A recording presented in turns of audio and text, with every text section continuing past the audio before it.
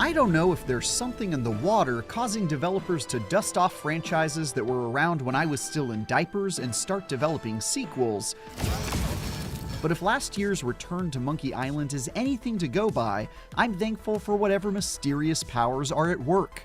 And just like Ron Gilbert's return to the helm of his old brainchild, Paul Cuisset, creator of the original Flashback, has also come back to head up the upcoming sequel to a retro classic. From the hour-long section I was able to play, it's shocking just how much Flashback 2 seems like it will stick to its roots.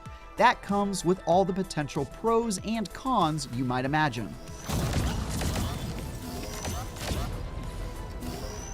If you've never played 1992's Flashback or any of the re-releases or remasters since, it's a retro platformer and adventure game where you jump and roll around, solve puzzles, and shoot mutants in a dystopian cyberpunk future. Despite a pretty enormous 30-year gap, this sequel very much follows in the footsteps of its predecessor and put me back into the righteous boots of Conrad for an all-new science fiction adventure that had me blasting underworld thugs,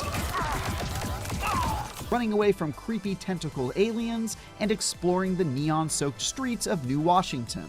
There was even a part where I got into a giant robot mech to partake in an illegal cage match against some villainous ne'er-do-well. They're definitely going all out with the usual adventure game shenanigans and minigames. It definitely struck me just how much developer Microids is sticking to the original's roots after 3 decades. But as you'd expect, some pretty significant improvements have been made in some obvious areas like graphics, which still pay homage to the original while seriously upping their game.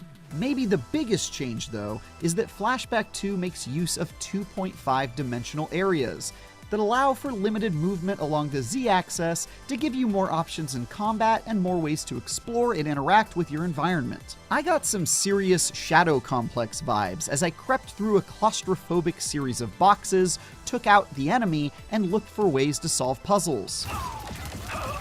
The question, of course, is whether or not a sequel this incredibly faithful to the original will work after more than 30 years of rapid growth and innovation, even with the very noticeable improvements. For example, during one section I spent a huge chunk of time working for a temp agency to complete a series of humdrum tasks just so I could earn enough credits to advance the main plot. While that definitely reminded me of the sometimes amusing tedium of old-school adventure games, I didn't find it particularly endearing so much as exhausting, as I tried my best to plow ahead to get to the next meaningful chunk of the story.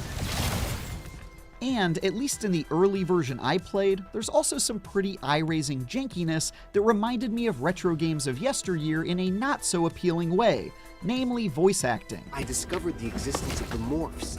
Aliens able to take human shape. Maybe the performances I got a sneak peek at were placeholders, but they were fairly cringe-inducing to say the least. Maybe that isn't the biggest deal in the world. If anything, it could be good for a laugh or two, and if the sequel delivers in the other areas it needs to, it isn't necessarily a deal breaker. Find a way to destroy the wall. But it's definitely worth noting that after just over an hour, I was already becoming irritated by my character's silly dialogue. I wonder what this terminal can be used for.